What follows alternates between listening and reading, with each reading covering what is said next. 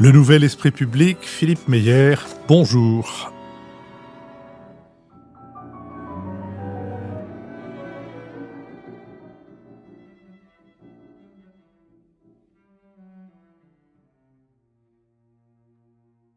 Bonjour, merci de nous avoir rejoints pour ce nouveau Nouvel Esprit Public, au cours duquel nous allons tenter d'éclairer certains aspects de l'actualité. Nous le ferons avec Jean-Louis Bourlange, essayiste et ancien président de la Commission des Affaires étrangères de l'Assemblée nationale, Mathias Fekl, avocat et ancien ministre de l'Intérieur, Antoine Fouché, ingénieur conseil, et toujours ingénieur conseil, et non pas ancien ingénieur conseil, et Marc-Olivier Padis, toujours directeur des études de la Fondation Terra Nova. C'est le petit jeune parmi nous, lui, ingénieur conseil.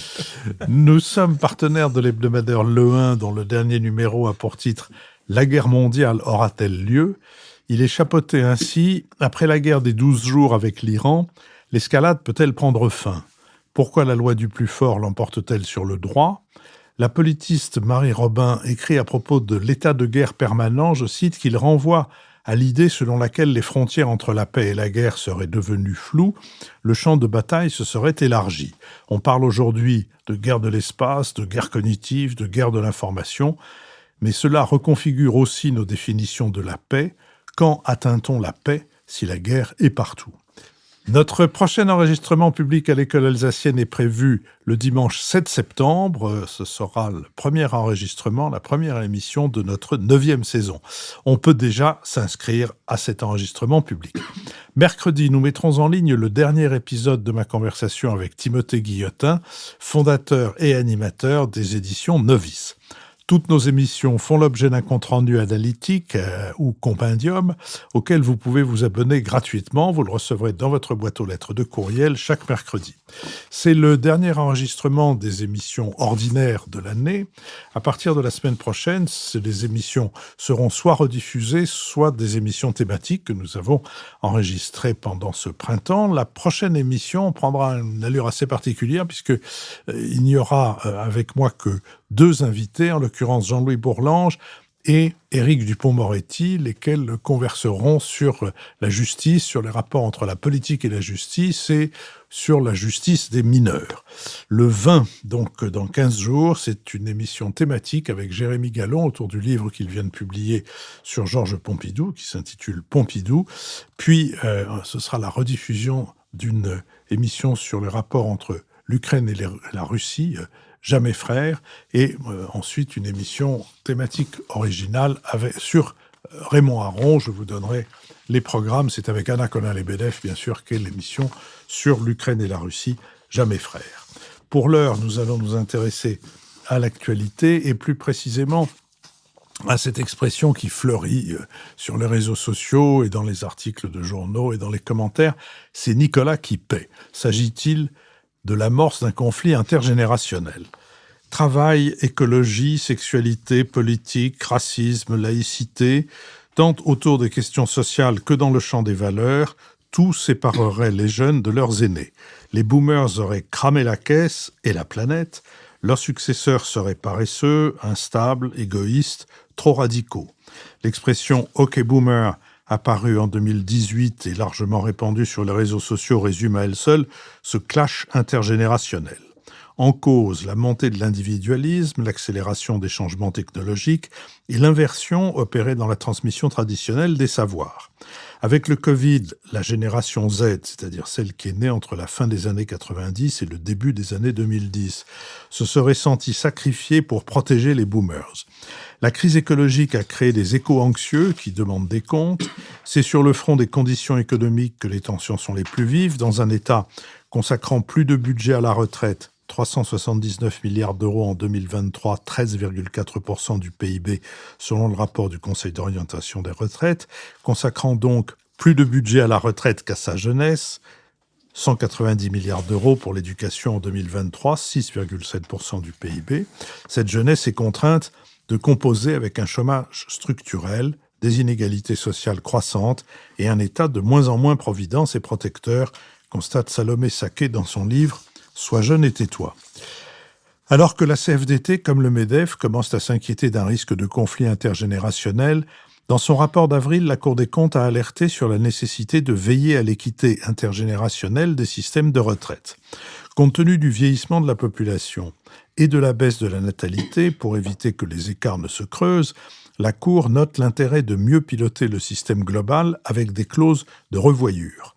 Le rapport entre actifs et retraités ne cesse de se dégrader. De 3 actifs pour un retraité au début des années 80, ce ratio est passé à 2,1 actifs pour un retraité en 2000 et à 1,7 cotisants pour un retraité en 2021. Il devrait encore décliner d'ici à 2050 pour passer à 1,5 cotisants pour un retraité. Dans un tel contexte, le système de retraite par répartition apparaît de moins en moins à même de générer un niveau de pension suffisant. Depuis quelques mois, Nicolas, 30 ans, un personnage fictif devenu un mème populaire sur les réseaux sociaux, incarne le ras-le-bol fiscal d'une partie de la jeune génération, notamment sur X et à droite. Dès qu'un article de presse relaie une information impliquant une dépense de l'État, le commentaire surgit « c'est Nicolas qui paie ».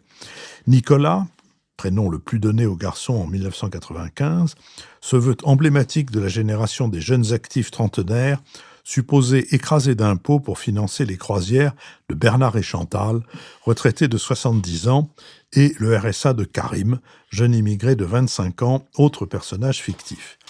Il n'y a pas de caractère inédit concernant les contestations fiscales, souligne l'économiste Erwan Tison. Ce qui est nouveau, c'est le côté générationnel. Sur cette question, le jeune Antoine Fouché. Merci Philippe. Je voudrais partager 3 idées sur ce sujet. La première, c'est que on peut se dire qu'en fait, il n'y a rien de nouveau sous le soleil, parce que les conflits de génération, c'est vieux comme le monde, on peut remonter au mythe grec. Cronos châtrant son père, puis ensuite renversé par Zeus, en allant plus récemment jusqu'à Margaret Mead, qui déjà il y a 50 ans disait dans Le Fossé des générations qu'il n'y avait jamais eu autant d'écart entre 2 générations qu'en 1971. Et en montant de façon plus structurelle à Freud, en disant que de toute façon, au fondement de la civilisation, il y a une culpabilité qui vient du fait que les frères en meute se sont mis ensemble pour assassiner leur père. Donc on peut dire, en fait, tant qu'il y a des familles, il y aura des conflits familiaux, tant qu'il y a des sociétés, il y aura des conflits sociaux, des conflits générationnels. Et en fait, c'est l'éternel retour, rien de nouveau sous le soleil. Il y a du vrai là-dedans. Mais il me semble que quand on dit ça, on est un peu fainéant parce qu'on passe à côté de la spécificité de la situation actuelle. Et il y a une spécificité de la situation actuelle qui est à la fois historique et géographique et qui tient en un mot, qui est qu'un pays, en tout cas la France, dans son histoire, n'a jamais donné autant la priorité aux retraités par rapport aux actifs, et c'est la seule en Europe à le faire. Et ce qui permet de dire ça, c'est non pas des évolutions depuis quelques années, mais depuis plusieurs décennies. C'est-à-dire quand on regarde l'évolution des dépenses publiques depuis une quarantaine d'années, les seules qui augmentent en pourcentage du PIB, ce n'est pas les dépenses d'éducation, vous l'avez rappelé, c'est 6,8%, mais c'était 6,8% aussi sous Valéry Giscard d'Estaing, donc ça n'a pas bougé depuis un demi-siècle. C'est pas les dépenses de justice, pas les dépenses de sécurité, pas les dépenses de défense qui ont baissé, même si elles réaugmentent depuis quelques années, mais ce sont les dépenses de retraite qui ont doublé et les dépenses d'assurance maladie qui sont elles-mêmes consacrées à pour moitié aux personnes à la retraite. Et les deux font à peu près 8,5% du PIB sur 11 points d'augmentation. Et donc ça, c'est factuel. Et comme ça dure depuis longtemps, on peut se dire, bon, il y a quelque chose par-delà les gouvernements et les couleurs politiques qui tient la société française elle-même et pas aux couleurs politiques. Et on arrive dans une situation quand même, qui est la spécificité aujourd'hui, où à la retraite, pour la première fois de notre histoire, on a le même niveau de vie, voire un peu supérieur ou un peu inférieur, ça dépend des années, mais que les actifs ou les travailleurs. On épargne davantage. Le chiffre de la Banque de France, le taux d'épargne augmente avec l'âge, ce qui est complètement contre-intuitif dans la théorie économique. Normalement, on épargne pour ensuite assurer ses vieux jours. Là, c'est le contraire. C'est-à-dire le taux d'épargne des plus de 65 ans est de 25%, 2 fois plus que le taux d'épargne des trentenaires. Et on peut se dire, est-ce que cette situation, elle a une justification? Est-ce que le pays est plus fort aujourd'hui de façon à ce qu'il puisse davantage soutenir un niveau de vie retraité? Non. On est aujourd'hui le 26e pays du monde en termes de PIB par habitant. Quand les personnes à la retraite ont commencé à travailler, on était le 5e. Donc, ils transmettent à leurs enfants un pays beaucoup plus faible que ce qu'ils ont reçu de leurs parents. Est-ce qu'ils ont travaillé davantage? Là aussi, non. Ça, c'est un préjugé quand même largement en vogue, où en fait, la spécificité aussi de la situation d'aujourd'hui, c'est que les gens qui travaillent, notamment les jeunes, sont la première génération qui va pas travailler moins que leurs parents. C'est-à-dire, la durée du travail annuel baisse depuis 1945. Chaque génération a travaillé moins que la précédente, sauf celle-là. Et évidemment, ça va repartir dans l'autre sens, notamment avec la durée du travail pendant la vie, où là, il faut qu'on travaille davantage, évidemment. Et puis, on pourrait se dire, bah oui, mais cette situation-là, elle est quand même méritée, parce que les cotisations ont été payées. Et c'est là où il y a un énorme malentendu national, puisque les pensions aujourd'hui sont à peu près 30 à 50% supérieures aux cotisations qui ont été acquittées. Il n'y a pas eu d'entourloupe. C'est simplement que les retraités ont eu en moyenne 2 fois moins d'enfants que leurs propres parents. Donc, ils ont cotisé en moyenne 2 fois moins que ce qu'ils demandent à leurs enfants de cotiser pour eux. Et c'est ça qui explique, par exemple, très concrètement, que les cotisations retraite aujourd'hui soient à 28%, alors qu'elles étaient à 15% quand les personnes à la retraite ont commencé à travailler. Et donc, on a quand même vraiment une situation inédite et qui me semble est, sans connaître tous ces chiffres dans la population, ce qui permet d'objectiver ça, c'est les enquêtes qui montrent que, là aussi, enquête IFOP, enquête Ipsos, pour la première fois, les parents ont le sentiment que leurs enfants vont moins bien vivre qu'eux, une majorité, et les enfants ont le sentiment qu'ils vont moins bien vivre que leurs parents, une majorité là aussi. Et sans connaître tous ces chiffres, je pense que ça montre l'intuition de la situation, qui est, me semble-t-il, une situation objectivement documentée. Alors après, je terminerai par là, est-ce que, pour autant, on est à l'amorce d'un conflit intergénérationnel? Je pense que non. Je pense que non, et pour la raison suivante, c'est que autant la solidarité intergénérationnelle entre les retraités et les actifs, je pense, n'existe pas au niveau public. C'est-à-dire il y a une forme de protestation dès qu'il y a un effort qui est demandé aux personnes à la retraite. Autant elle est hyper forte dans le privé. C'est-à-dire que les grands-parents aident beaucoup et de façon historique leurs enfants et leurs petits-enfants. Jean Viard, par exemple, a calculé que le premier mode de garde des enfants en France, c'est pas les crèches, c'est pas les assistantes maternelles, c'est les grands-parents. Et ça perdure. Dès que les grands-parents aussi ont un peu d'argent, ils le transmettent. Et donc, cette solidarité intergénérationnelle, elle existe de façon très forte. Et les grands-parents, évidemment, ont envie d'aider leurs enfants et leurs petits-enfants à vivre dans un monde plus difficile. Et donc ça, me semble-t-il, ça montre qu'on n'est pas à l'aube d'un conflit intergénérationnel. Pour autant, et je terminerai par là, il me semble qu'il faut vraiment qu'on rétablisse quand même la situation, parce que là, ça n'est pas excessif de dire qu'on est en train de sacrifier notre avenir au passé, en mettant le maximum de dépenses publiques sur le passé plutôt que sur l'éducation, la transition énergétique, les transports ou la défense. Et il faut qu'on rétablisse. Et comment on pourrait la rétablir? Et peut-être, ça c'est une hypothèse que je mets sur la table pour terminer, on pourrait peut-être la rétablir en garantissant que le moindre effort des personnes à la retraite aille à leurs enfants et petits-enfants, ce qui n'est pas le cas aujourd'hui. Parce que aujourd'hui, dans les débats, quand il y a une protestation contre l'effort, on dit « mais pourquoi moi ?» Pourquoi moi retraité? Et en plus, l'effort que vous me demandez, ça va alimenter la gabegie administrative. Et on peut penser que c'est pas complètement faux comme raisonnement. Mais si on avait un mécanisme garanti, par exemple, par la loi ou par une loi organique qui dit que le moindre euro d'effort des retraités va en baisse de cotisation salariale ou de baisse de CSG des actifs, alors l'augmentation que Nicolas aurait au mois de février ou de mars, elle serait directement issue de l'effort de son grand-père ou de sa grand-mère. Et donc, ça serait une manière, me semble-t-il, de rétablir de façon très concrète, substantielle, directe, visible, cette solidarité intergénérationnelle et de donner un sens à l'effort nécessaire, me semble-t-il, absolument nécessaire et durable des personnes à la retraite pour l'avenir du pays. Antoine, vous avez rejoint nos rangs, nous nous en félicitons il n'y a pas très longtemps, mais vous avez déjà beaucoup appris de Jean-Louis Bourlange en glissant de temps en temps, et j'en terminerai par là, quand vous n'avez aucune intention d'en terminer, ni par là, ni par autre chose. C'est la solidarité intergénérationnelle. J'ai toujours eu des disciples.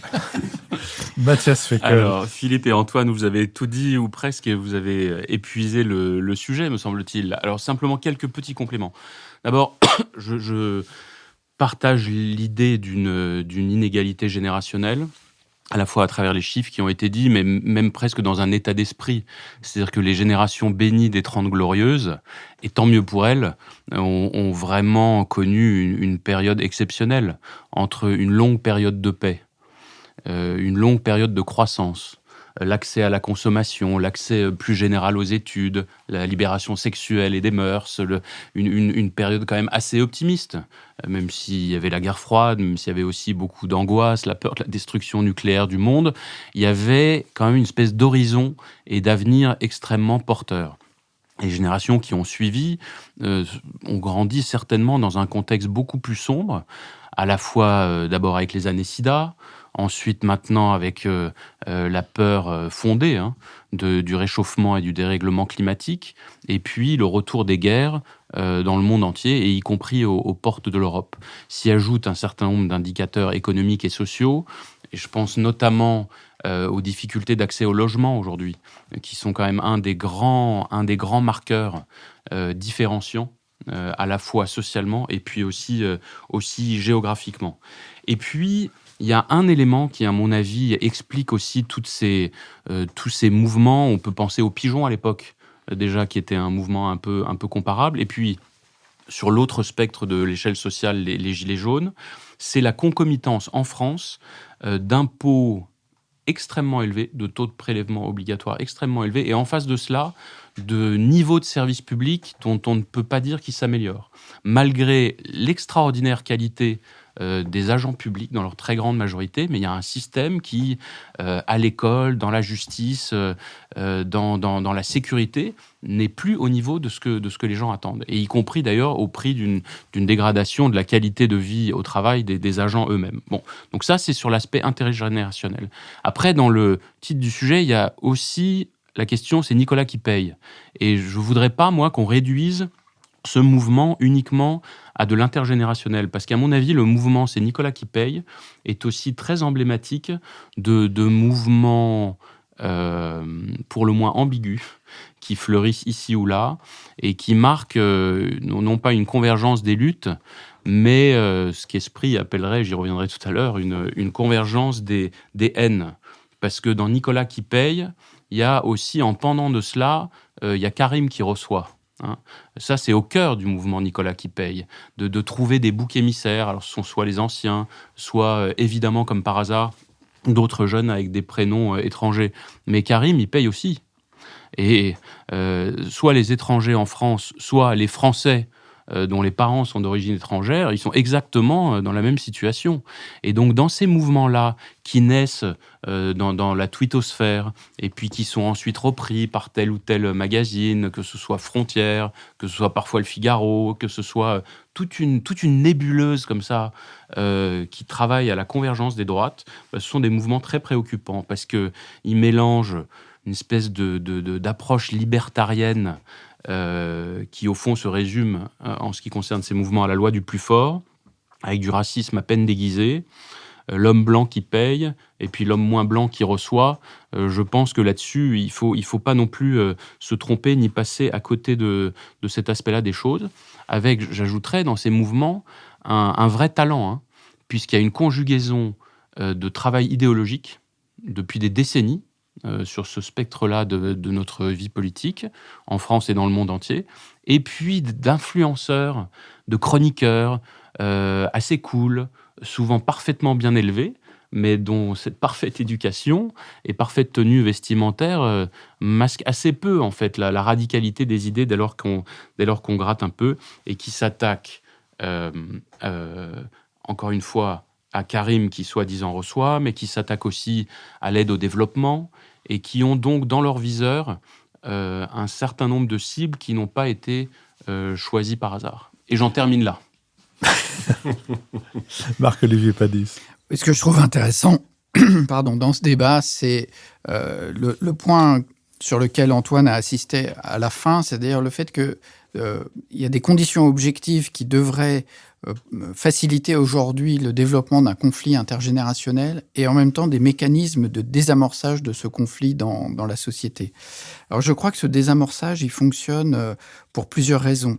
La première raison, c'est que la situation n'est pas complètement lisible, elle n'est pas très connue. Et c'est le mérite notamment du livre d'Antoine ou de la présentation qu'il a faite de rappeler un certain nombre de faits qui n'ont pas vraiment infusé, je dirais, dans le débat public sur le niveau de vie, le taux d'épargne, le fait que 3/4 des retraités sont propriétaires de leur logement et le fait que les générations des actifs aujourd'hui savent déjà que leur retraite sera moins favorable que celle de ceux qui sont à la retraite aujourd'hui. Donc il y a un certain nombre de données économiques simplement de base, mais on voit à quel point ce débat est difficile parce que on l'a depuis 1995 en réalité sur la réforme de notre système de retraite.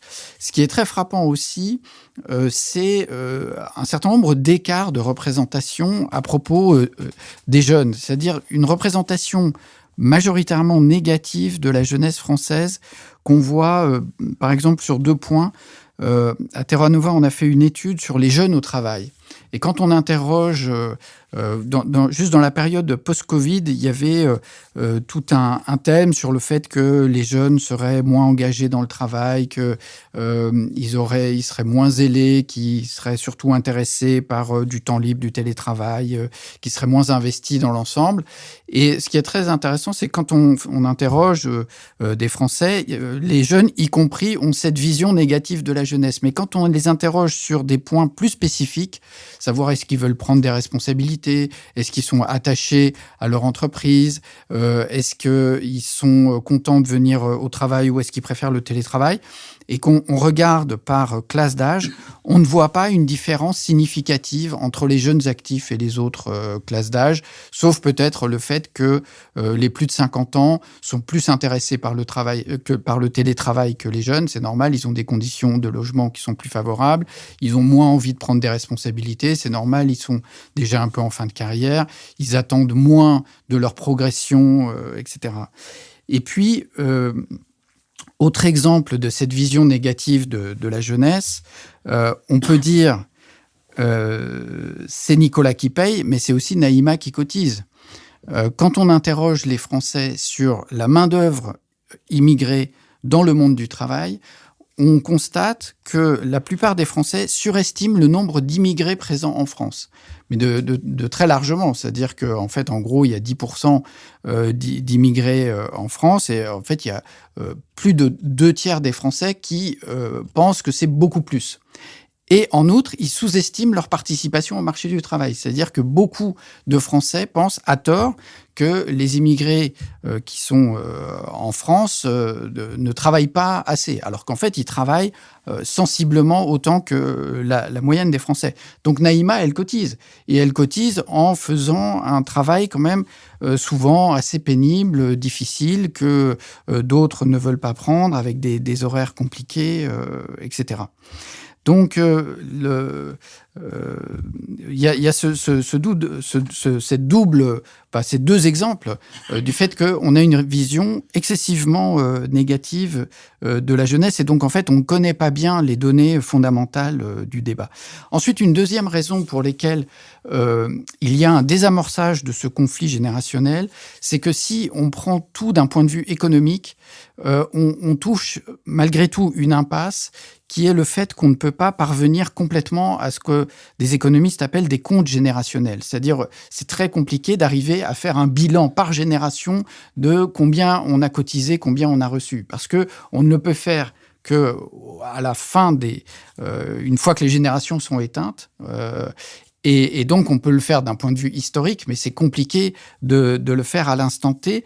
Et donc, autant je trouve que les comparaisons générationnelles pour nourrir la solidarité intergénérationnelle, qui est quand même au fondement de notre État social, c'est utile, mais le raisonnement économique bute sur une limite qui est un peu indépassable, qui est le fait qu'on ne peut pas occuper cette position temporelle qui nous donnerait un regard final sur la distribution et la redistribution. Et puis les 2 derniers points, comme l'a dit Antoine, il y a une forte solidarité privée qui désamorce aussi ce conflit, les grands-parents qui transmettent, l'héritage, les gardes d'enfants, etc. Et la proposition d'Antoine, de ce point de vue-là, est intéressante. C'est-à-dire que notre problème aujourd'hui, c'est pas finalement le fait que cette solidarité privée existe, mais le fait qu'elle est inégalitaire, puisqu'elle est par définition privée. Et donc, il faudrait retrouver une manière de recréer un circuit public de solidarité intergénérationnelle. C'est pas si facile à faire. Et puis, dernier point qui explique ce désamorçage, c'est le fait que dans les valeurs collectives, la famille est revenue au premier point. Aujourd'hui, quand on interroge les Français, y compris les jeunes, notent la famille comme une des valeurs les plus fortes auxquelles ils sont attachés, alors que ce n'était évidemment pas le cas pour la génération des années 60. Donc aujourd'hui, il y a une espèce aussi de consensus très fort du point de vue des valeurs autour de la famille. Jean-Louis Bourgeange, la voix de la sagesse. Moi, je suis très embarrassé sur ce sujet parce que je crois qu'on peut le prendre de tous les côtés. D'abord, je trouve qu'au titre de la nuance, vous auriez pu faire une table, par exemple, en invitant Nicolas Sarkozy, qui manifestement n'est pas de ceux qui payent plus que d'autres. Ça aurait relativisé ça. Et puis, je tiens à rappeler quand même la figure de Saint-Nicolas, qui est quand même une figure intéressante. Saint-Nicolas, originellement, dans la légende païenne, c'était un ogre qui mangeait les enfants. Et puis, évidemment, l'Église est passée par là. Et les enfants ont mangé l'ogre. Elle a transformé, elle a dissocié l'évêque et l'ogre, le boucher. Donc, le boucher a mis les enfants au saloir. Et je tiens à rappeler que c'est Saint-Nicolas qui a réveillé et ressuscité les enfants. Voilà un bel exemple de solidarité intergénérationnelle. Sur le fond, pour être un peu plus sérieux, je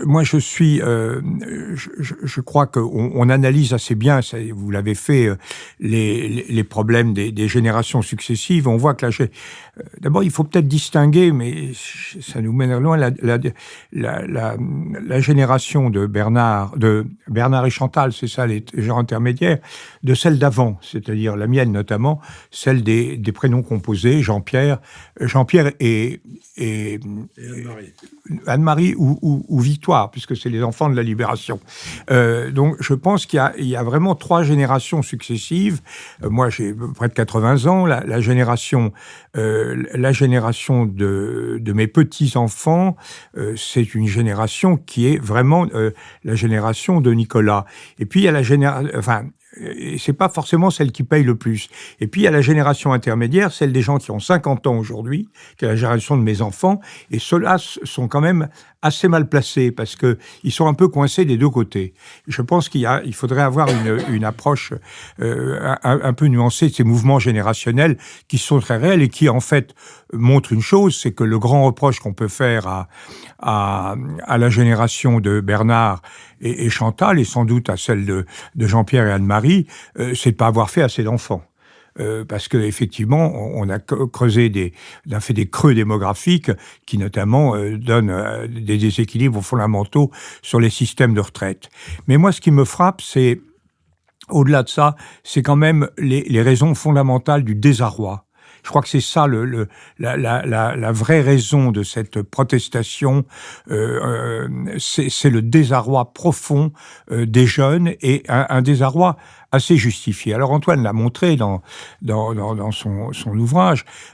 C'est la fin, d'abord, la conséquence de la fin des 30 Glorieuses et de ce qui a suivi, ce qu'on a eu du mal à accepter, la fin des 30 Glorieuses, c'est-à-dire l'absence de progrès. Le fait que nos enfants ne sont pas plus riches, seront plutôt moins riches que nous.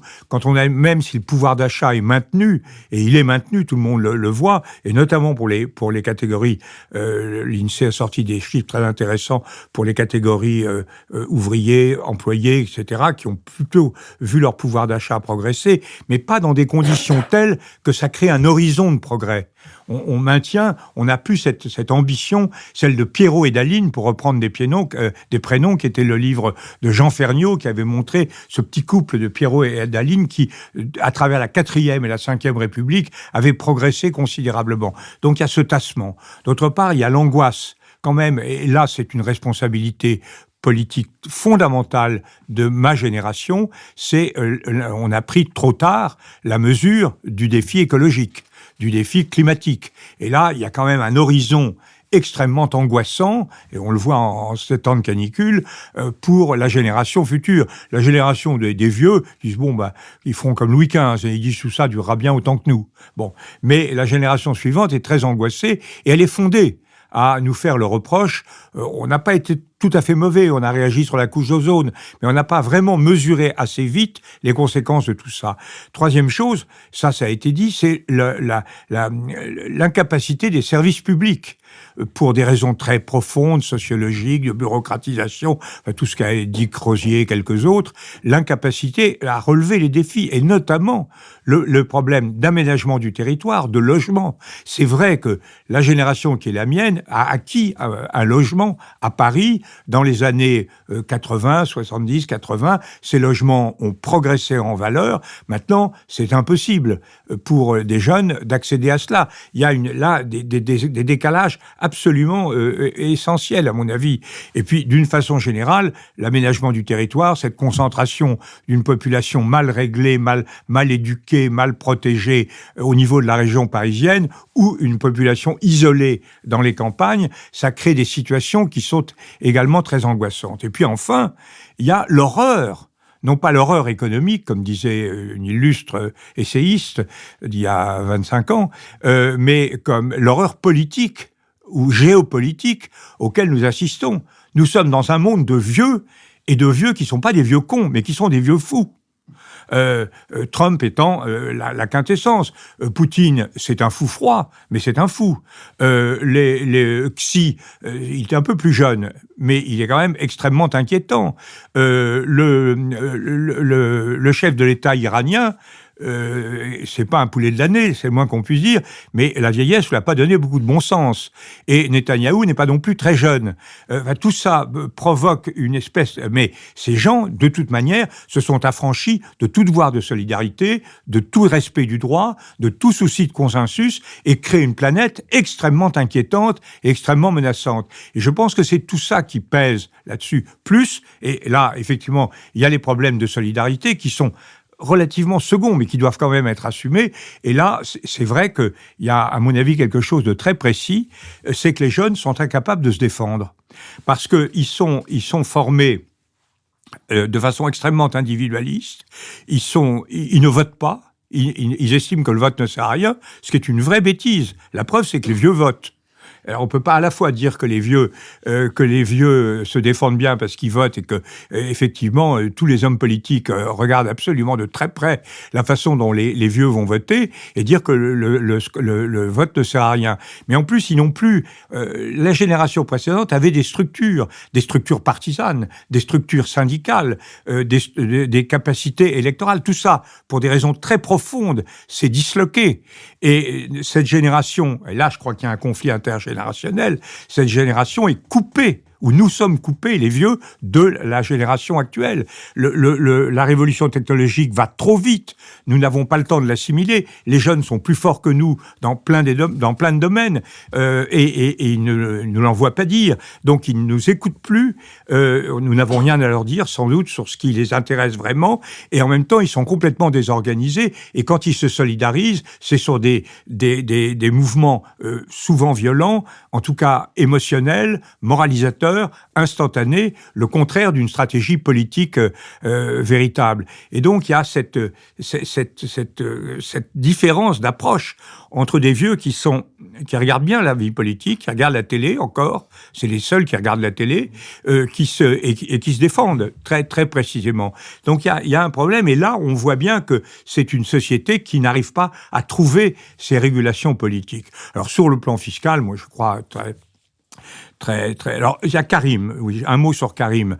Je crois que Karim, c'est très intéressant parce que je pense que c'est vrai, Mathias l'a dit, le non-dit de c'est Nicolas qui paie, c'est Karim qui profite.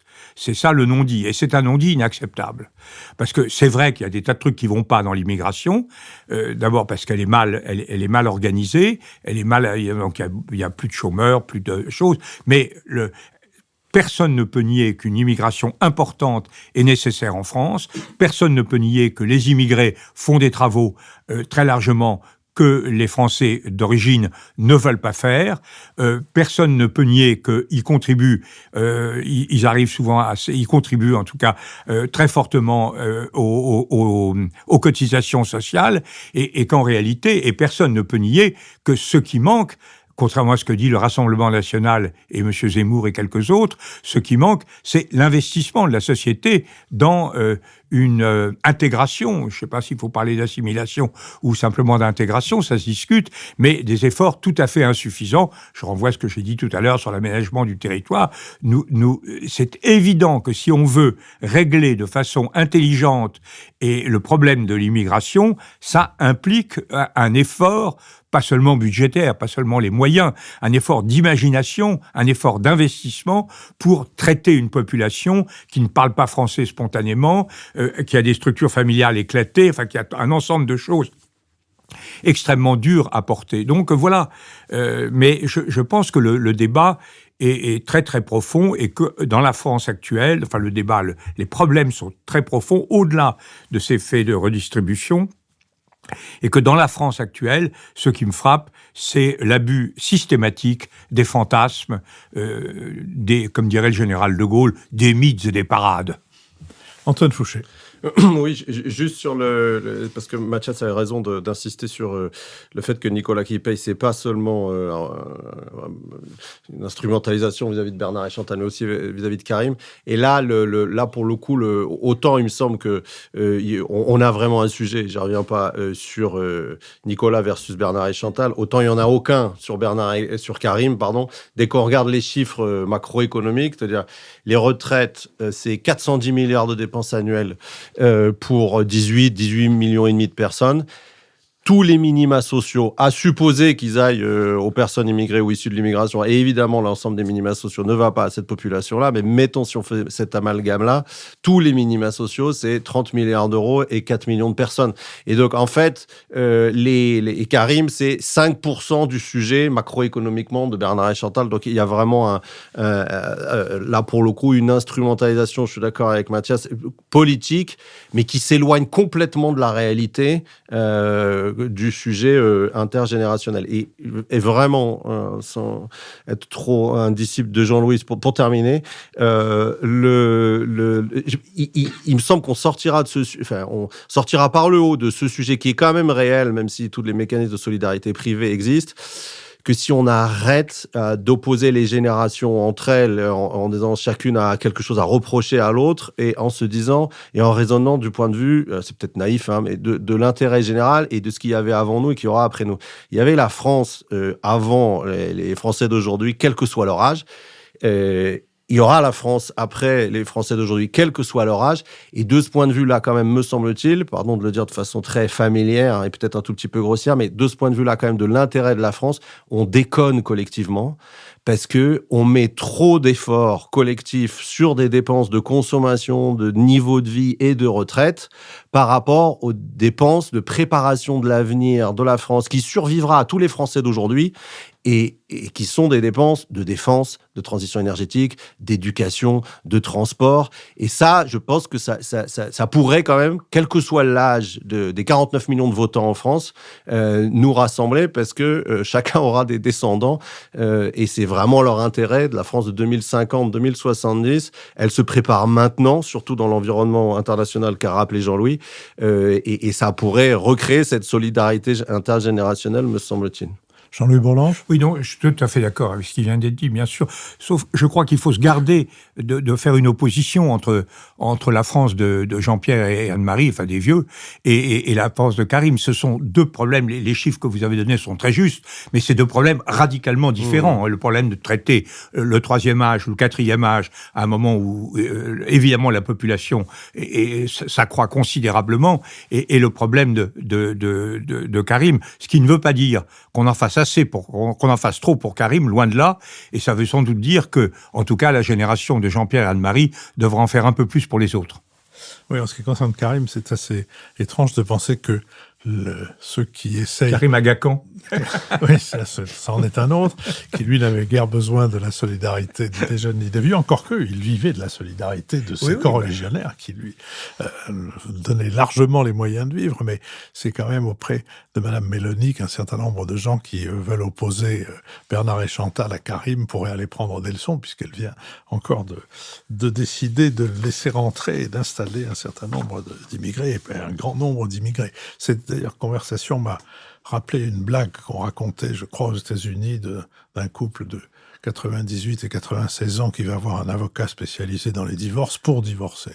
Et l'avocat essaye de les convaincre. Enfin, vous avez été marié depuis combien de temps? Plus de 70 ans. Enfin, alors, divorcer maintenant, vous avez quand même eu de bons moments. Oh, aucun, dit le monsieur.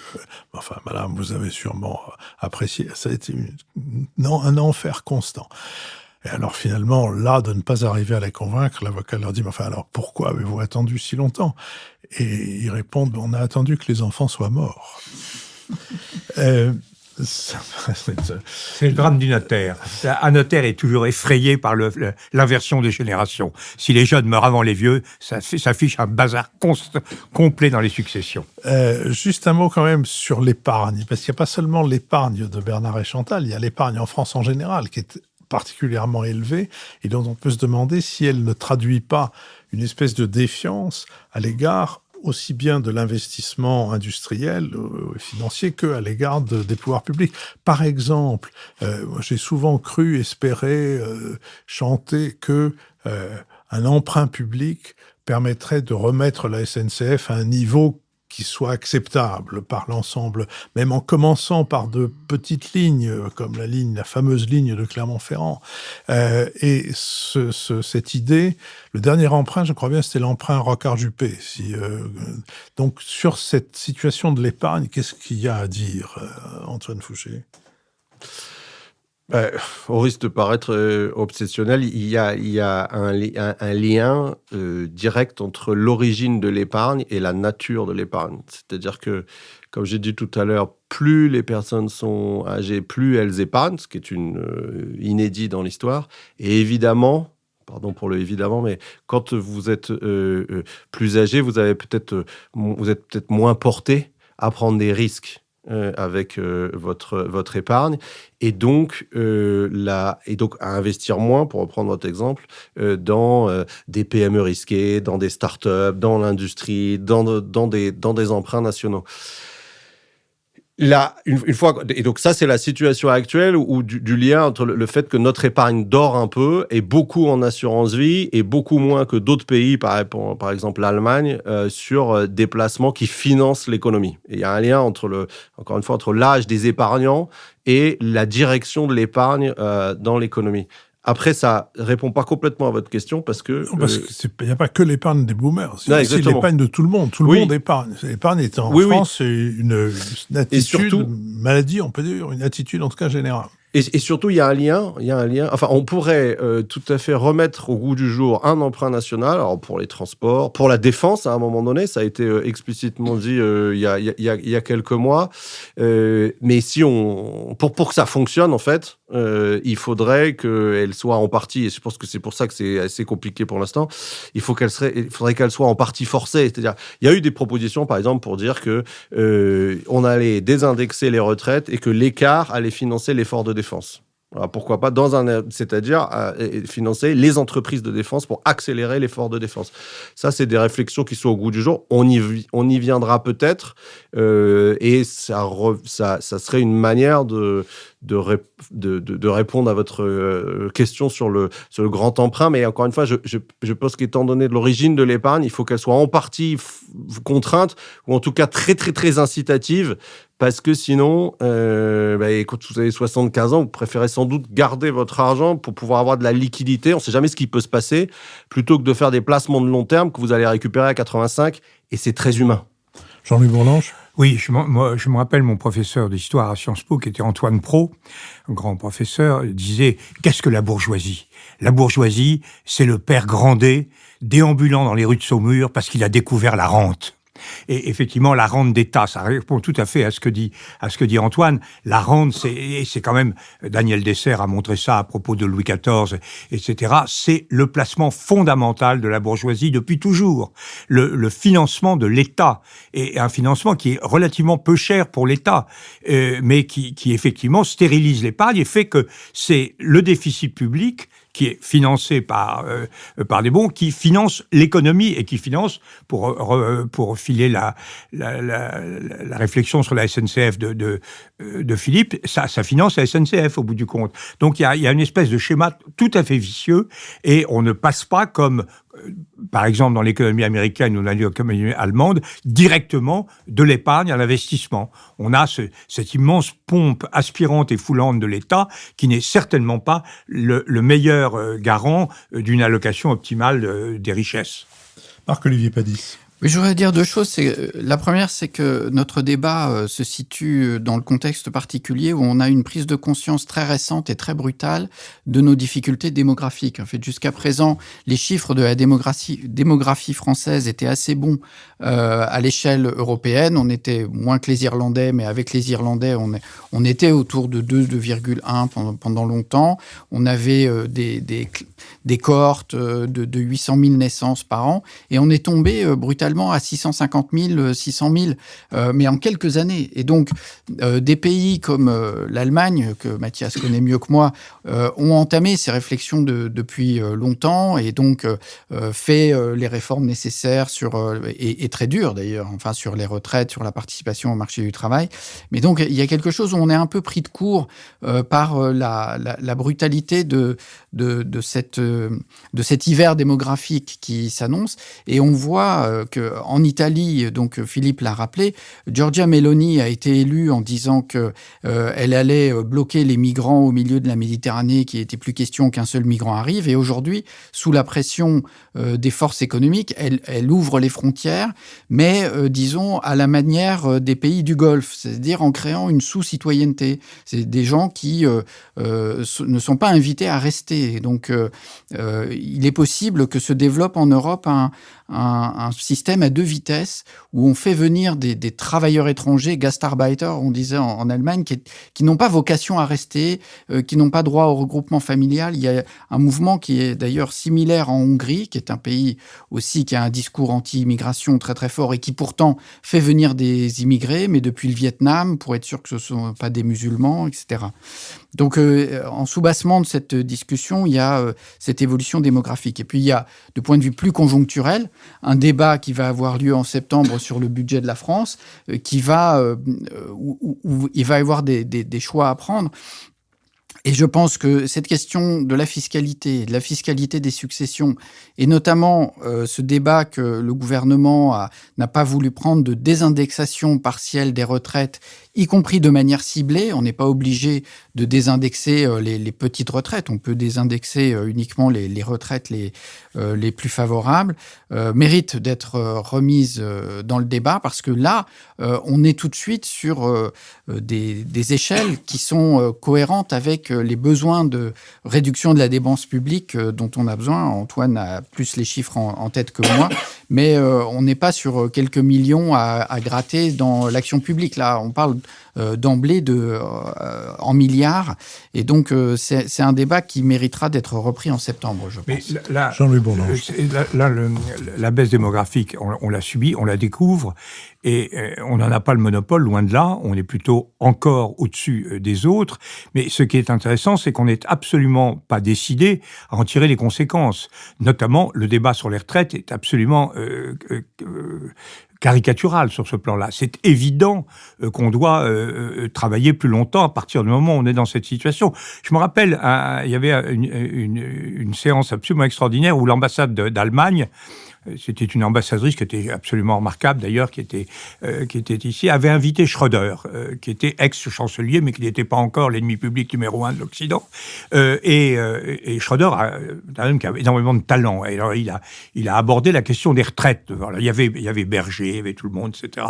Et là, il dit oui, moi je comprends très bien les Français, les retraites, ça doit être quand même quelque chose de diversifié selon les situations démographiques. Et il est évident que la situation démographique française, c'était il y a 10 ans, qu'il a est bien supérieure à la situation allemande. Donc, je préconise...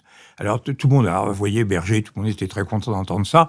Et donc, je préconise un système de fourchette où on n'appliquerait pas le même niveau de retraite, le même date de départ à la retraite dans tous les pays. Et par exemple, ce qui me paraît très très bien, c'est qu'on ait une fourchette qui aille de 65 à 70 ans. Alors, effondrement de Berger sur sa chaise, c'était extraordinaire, mais on voyait bien. Et nous n'avons pas accepté ça, notamment les Allemands ont fait énormément d'investissements d'ergonomie du travail, qui permet dans les entreprises, dans les usines, de limiter la pénibilité. Avec des robots, des systèmes, on limite. Nous, on travaille la pénibilité, savoir qui va payer.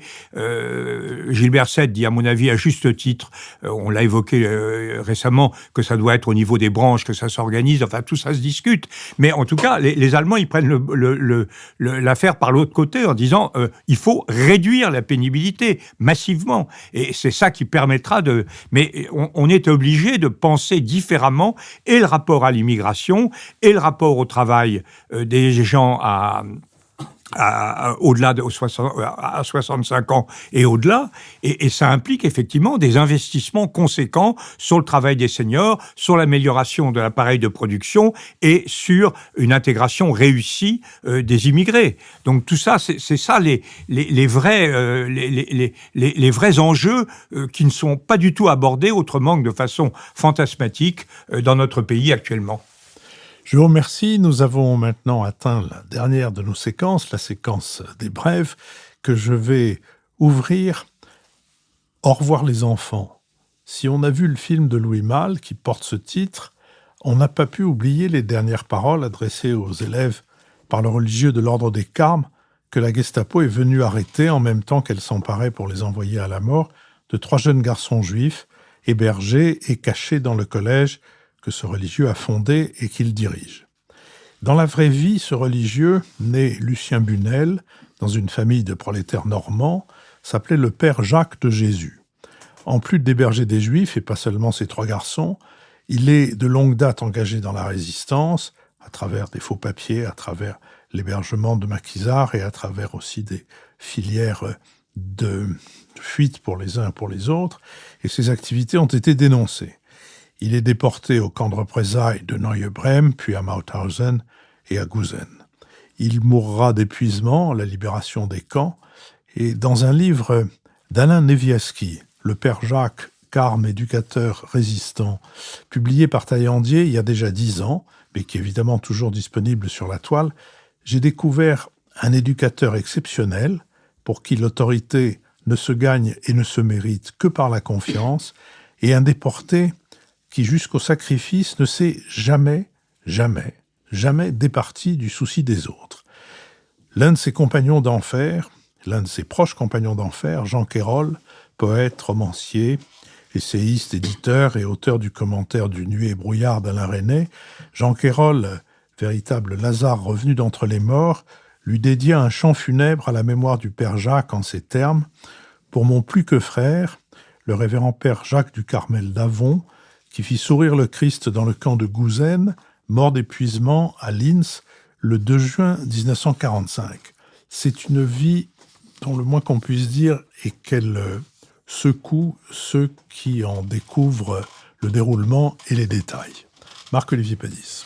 Je voudrais parler un peu de musique et de jazz à propos d'un film que j'ai vu cette semaine et que je recommande, il est encore en salle, qui s'appelle Au rythme de Vera. C'est un film allemand d'un réalisateur que je ne connaissais pas, Ido Fluck, qui parle en fait du concert qu'avait donné le pianiste de jazz Keith Jarrett à Cologne en janvier 1975, un des albums les plus connus du jazz.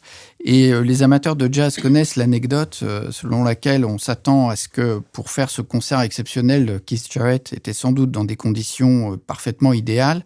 Or, c'est exactement le contraire, comme on sait, c'est-à-dire que tout était catastrophique en amont de ce concert. Keith Jarrett était arrivé de Suisse en voiture dans la nuit, il avait mal au dos, il n'avait pas dormi, il était fatigué, il n'avait pas envie de faire ce concert. L'Opéra de Cologne avait programmé à 23h parce qu'il fallait laisser la représentation de Loulou d'Alban Berg avant. Ils avaient installé à la va-vite un piano de répétition désaccordé avec une pédale qui ne marchait pas. Et de toute cette catastrophe, avec l'énergie d'une jeune productrice qui s'appelait Vera Brandes, qui organise ce concert alors qu'elle n'a que 18 ans et qu'elle se lance dans la production de concerts de jazz, devient une merveille. La merveille qu'on connaît.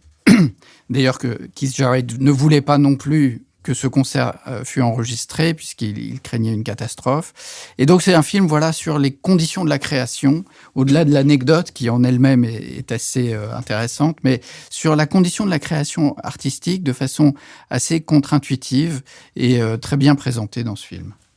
Mathias Feckel. Je recommande la lecture du numéro d'été de la revue Esprit, dont notre ami Marc-Olivier est un des coordonnateurs, alors qui n'est pas un numéro d'été très joyeux, puisqu'il s'intitule « La convergence des haines », et qui fait le point justement sur à la fois peut-être l'union des droites, mais aussi sur tout le travail idéologique qui a été fait très à droite et à l'extrême droite du spectre politique. C'est un peu la continuation du livre de Daniel Lindenberg, paru il y a plus d'une vingtaine d'années, qui s'appelait le rappel à l'ordre. Et donc, c'est à la fois extrêmement instructif sur le fond, et puis ça trace quelques perspectives sur ce que la gauche doit faire de son côté, c'est-à-dire un vrai travail intellectuel, un vrai travail idéologique pour, à son tour, un jour peut-être à nouveau, gagner des batailles culturelles. Antoine Fouché. Merci Philippe. Je voudrais recommander le dernier livre de Francis Wolff qui s'appelle « La vie a-t-elle une valeur ?» Il y avait une thématique du Nouvel Esprit Public avec Francis Wolff sur l'ensemble de son œuvre il y a 1 an et demi, 2 ans, que je recommande aussi. Mais son dernier bouquin est vraiment passionnant parce qu'on a souvent le sentiment que les vrais problèmes du pays, du monde, sont des problèmes économiques, sont des problèmes politiques, sont des problèmes sociaux. Et ce qu'il y a de vraiment génial dans ce livre, c'est qu'il montre que peut-être il y a encore plus important que la politique, l'économique et le social, c'est le combat philosophique. Le combat philosophique qui mène pour, en fait, réhabiliter l'humanisme. Et il le fait sur un exemple précis qui est la transition énergétique, en montrant bien que les mots d'ordre de sauver la planète, sauver la diversité, sauver la nature, sont totalement inopérants et contradictoires en eux-mêmes, parce que le vivant, c'est la lutte, et le virus est vivant. Et donc, si on veut sauver les hommes, il faut lutter et tuer les virus. Sur les droits des animaux, le droit des puces de mon chien sont totalement incompatibles avec les droits de mon chien à ne pas avoir de puces.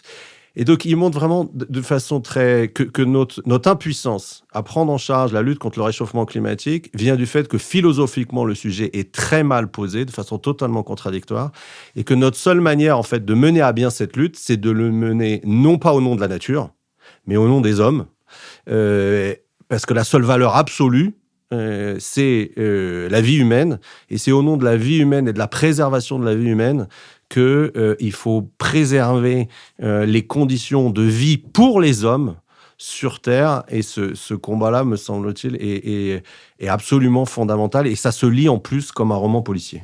Jean-Louis Bourlange. Oui, c'est difficile d'aller... C'est tout à fait vrai ce que vous venez de dire, mais c'est quand même difficile d'aller jusqu'au bout. Moi, j'ai quand même beaucoup de considération pour ce pauvre Nietzsche qui est devenu fou en caressant un cheval et en disant, paraît-il... Pardon pour Descartes, pardon pour les animaux-machines. La souffrance des animaux, c'est quand même quelque chose qui est tout à fait réel. Et je sais pas, les animaux n'ont pas d'âme. On n'est pas tout à fait sûr que les êtres humains en aient une. Mais alors c'est ça. Moi, j'ai pas lu grand-chose. Je suis plongé pour des raisons d'écriture, dans des lectures antédiluviennes.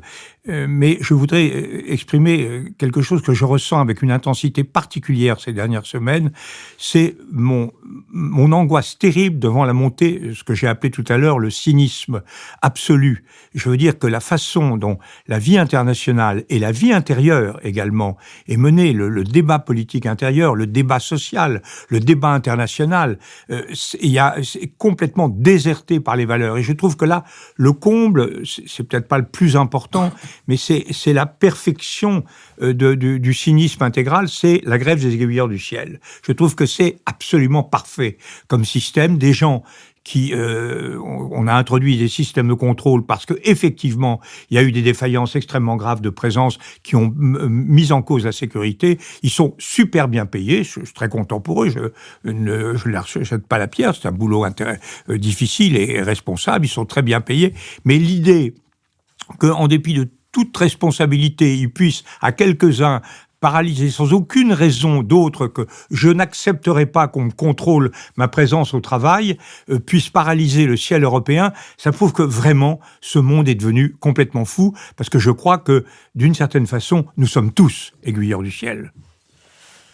Merci beaucoup. Merci aux uns et aux autres. Merci à Sophie Jacquin avec qui cette émission a été préparée, à Benoît Carré qui va en assurer le compendium, à Nicolas Tourneux et Olivier Magloire, fidèles depuis les débuts, l'un en veillant au site, l'autre en s'intéressant aux questions du fonctionnement de nos plateformes de financement. Merci à Manon Boisard qui a enregistré cette conversation pour le studio L'Arrière-Boutique, à Julien Neuville et à Nouvelles Écoutes qui produisent cette émission. Rendez-vous donc dimanche prochain pour cette conversation entre Jean-Louis Bourlange et Éric Dupond-Moretti sur la justice, puis le dimanche suivant pour une conversation de l'équipe, de quelques-uns des membres de l'équipe, avec Jérémy Gallon autour de son livre sur Pompidou, etc., etc. Je continuerai à vous tenir au courant du programme de cet été avant que nous ne nous retrouvions le 7 septembre à l'École alsacienne. Merci.